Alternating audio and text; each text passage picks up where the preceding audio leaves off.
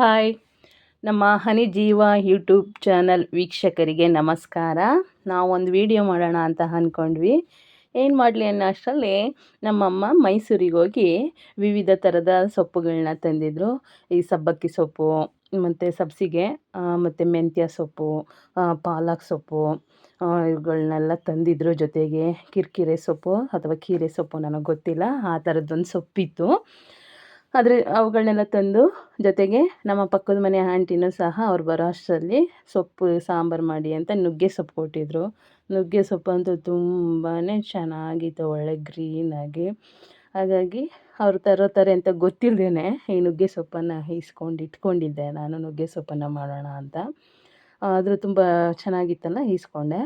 So ಆಮೇಲೆ ಸೊಪ್ಪನ್ನೆಲ್ಲ ತಂದರು. ಇನ್ನೇನು ಮಾಡೋದು, ಮಸೊಪ್ಪು ಸಾಂಬಾರು ಮಾಡೋಣ ಅಂದ್ಕೊಂಡು ಆ ಸಬ್ಸಿಗೆ ಸೊಪ್ಪನ್ನು, ಮತ್ತು ಮೆಂತ್ಯ ಸೊಪ್ಪನ್ನು, ಮತ್ತು ಪಾಲಕ್ ಸೊಪ್ಪನ್ನು, ಹಾಗೆ ಅವೆಲ್ಲನ ಬಿಡಿಸ್ಕೊಳ್ಳೇಬೇಕು ನೀಟಾಗಿ. ಯಾಕಂದರೆ ಅಲ್ಲೆಲ್ಲ ಬೇರುಗಳಿರುತ್ತೆ.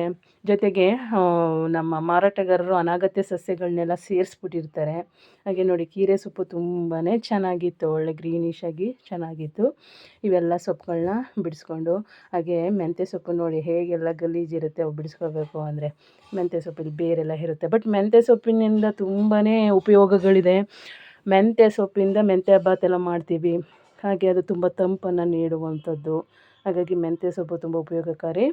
ಇನ್ನು ಈ ನುಗ್ಗೆ ಸೊಪ್ಪಲ್ಲೂ ಅಷ್ಟೇ ಬಹಳ ವಿಟಮಿನ್ ಇರುವಂತಹ ಸೊಪ್ಪು, ಕಣ್ಣಿಗೆ ತುಂಬ ಉಪಯೋಗವಾಗುವಂಥದ್ದು. ಹಾಗೆ ನುಗ್ಗೆಕಾಯಿ ಬಗ್ಗೆ, ನುಗ್ಗೆ ಸೊಪ್ಪಿನ ಬಗ್ಗೆ ನಿಮಗೆಲ್ಲ ಗೊತ್ತಿರುವಂಥದ್ದೇ. ಅಂದರೆ ಅದರ ಉಪಯೋಗಗಳು ತುಂಬ ಇದೆ. ಪ್ರತಿಯೊಬ್ಬ ಮನುಷ್ಯನು ಅವನ್ನು ಯೂಸ್ ಮಾಡಲೇಬೇಕಾಗಿರುವಂಥದ್ದು. ಹಾಗೆ ಪಾಲಕ್ ಸೊಪ್ಪಲ್ಲೂ ಅಷ್ಟೇ, ಪಾಲಕ್ ಸೊಪ್ಪಿಂದ ಇದು ಚಪಾತಿಗೆ, ಹಾಗೆ ಪಾಲಕ್ ರೈಸನ್ನು ಮಾಡ್ತೀವಿ. ನನಗಂತೂ ಪಾಲಕ್ ಸೊಪ್ಪು ಅಂದರೆ ತುಂಬಾ ಇಷ್ಟ. ಹಾಗೆ ಅದರಿಂದ ಇದನ್ನು ಪಾಲಕ್ದು ಪೂರಿನೂ ಸಹ ಮಾಡ್ಬೋದು, ತುಂಬ ಚೆನ್ನಾಗಿ, ತುಂಬ ರುಚಿಯಾಗಿರುತ್ತೆ. ಈ ಪಾಲಕ್ ಸೊಪ್ಪು, ಮೆಂತ್ಯ ಸೊಪ್ಪು ಇವಕ್ಕೆಲ್ಲ ನಾವು ಹೆಚ್ಚಿಗೆ ಏನು ಖರ್ಚು ಮಾಡೋ ಅಂಥದ್ದೇ ಏನೂ ಇರೋದಿಲ್ಲ. ನಮ್ಮ ಅಕ್ಕಪಕ್ಕ ಇರೋ ಜಾಗಗಳಲ್ಲೇ ಇಟ್ಟರೆ, ಅದು ಚೆಲ್ಲಿದ್ರೆ ಬೆಳ್ಕೊಳ್ಳುತ್ತೆ.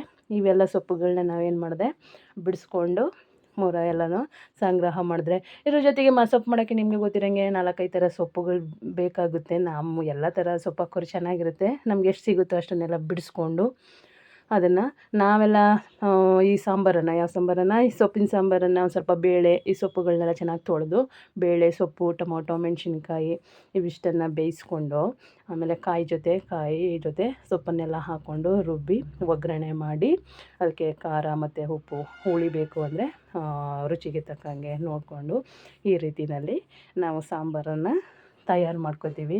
ನಿಜವಾಗ್ಲೂ ಮಸೊಪ್ಪು ಸಾರು ಅಂದರೆ ನನಗಂತೂ ತುಂಬ ಇಷ್ಟ. ಯಾಕಂದರೆ ಮುದ್ದೆ ಜೊತೆ ತಿಂತಾ ಇದ್ದರೆ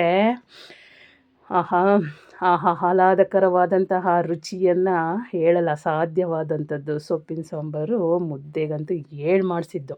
ಜೊತೆಗೆ ಒಮ್ಮೊಮ್ಮೆ ನಾನು ಈ ಥರ ಸೊಪ್ಪನ್ನೆಲ್ಲ ಕಾಳುಗಳ ಜೊತೆ, ತಣ್ಣಿ ಕಾಳಾಗಿರ್ಬೋದು, ಹೆಸರು ಕಾಳಾಗಿರ್ಬೋದು, ಬೇಳೆ ಜೊತೆನೂ ಹಾಕ್ಕೊಂಡು ಮಿಕ್ಸ್ ಮಾಡಿಕೊಂಡು ಈ ಥರ ಪಲ್ಯ ಮಾಡ್ಕೊಳ್ಳೋದು. ಪಲ್ಯ ಮಾಡಿಕೊಂಡ್ರು ಹೇಗಿದ್ರು ಊಟದ ಜೊತೆ ನೆಂಚ್ಕೊಳ್ಳೋಕ್ಕೆ ಚೆನ್ನಾಗಿರುತ್ತೆ.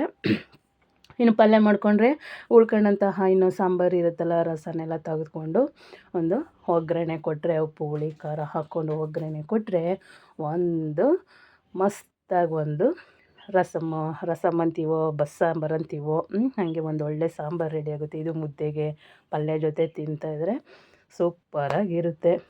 ಹಾಗಾಗಿ ನಮ್ಮ ಬೇಗನೂ ಆಗುವಂಥದ್ದು, ಆರೋಗ್ಯಕ್ಕೂ ಒಳ್ಳೆಯದಾಗಿರುವಂಥದ್ದು. ಹಾಗಾಗಿ ಈ ಥರ ಸೊಪ್ಪುಗಳ ಒಂದು ಸಾಂಬಾರು ರೆಡಿ ಆದರೆ ಚೆನ್ನಾಗಿರುತ್ತೆ. ಇನ್ನು ಸೊಪ್ಪಿನ ಬಗ್ಗೆ ಹೇಳೋದಾದರೆ, ನಮ್ಮಲ್ಲಿ ಒಂದು ರೀತಿ ರಕ್ತಹೀನತೆ ಇರೋರಿಗೆ ತುಂಬ ಉಪಯೋಗವಾಗುವಂಥದ್ದು, ಕಣ್ಣಿಗೆ ಉಪಯೋಗಕಾರಿಯಾಗಂಥದ್ದು, ಖನಿಜಾಂಶಗಳು, ವಿಟಮಿನ್ಗಳು, ಹಾಗೆ ಫೈಬರ್ ಅಂಶಗಳು ಹೆಚ್ಚು ಇರುವಂಥದ್ದು ಸೊಪ್ಪಿನಲ್ಲಿ ಫ್ರೆಂಡ್ಸ್. ದಯಮಾಡಿ ಪ್ರತಿಯೊಬ್ಬ ಮನುಷ್ಯನ ಆರೋಗ್ಯ ಇರೋದೇ ನಮ್ಮ ಅಡುಗೆ ಮನೆಯಲ್ಲಿ. ಆದಷ್ಟು ಇದೆಲ್ಲ ನಮಗೆ ದೇವ್ರು ಕೊಟ್ಟಂಥದ್ದು, ಪ್ರಕೃತಿ ಕೊಟ್ಟಂತಹ ಸೌಭಾಗ್ಯ. ನಾವು ಅದನ್ನು ಬಿಟ್ಟು ಈಗಿನ ಕಾಲದ ಯಾವುದ್ಯಾವುದೋ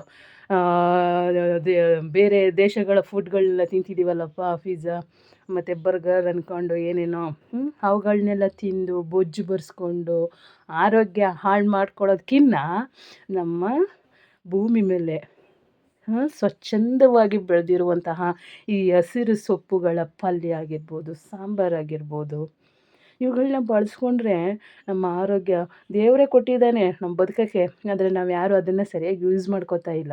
ಆದಷ್ಟು ನಮ್ಮ ಆಹಾರ ಕ್ರಮದಲ್ಲಿ ಸೊಪ್ಪುಗಳನ್ನ ಹೆಚ್ಚಿ ಬಳಸೋಣ ಅಂತ ಹೇಳ್ತಾ, ನಮ್ಮ ವಿಡಿಯೋ ಇಷ್ಟ ಆದರೆ ಒಂದು ಲೈಕ್ ಮಾಡಿ, ನಮ್ಮದೊಂದು ಹೊಸ ಚಾನಲ್ ಆಗಿದೆ, ಸಬ್ಸ್ಕ್ರೈಬ್ ಮಾಡಿ, ಎಲ್ಲ ಸ್ಕಿಪ್ ಮಾಡಬೇಡಿ, ನಮಗೊಂದು ಸಪೋರ್ಟ್ ಮಾಡಿ ಅಂತ ಹೇಳ್ತಾ ನನ್ನ ವಿಡಿಯೋ ಮುಗಿಸ್ತಾ ಇದ್ದೇನೆ. Thank you.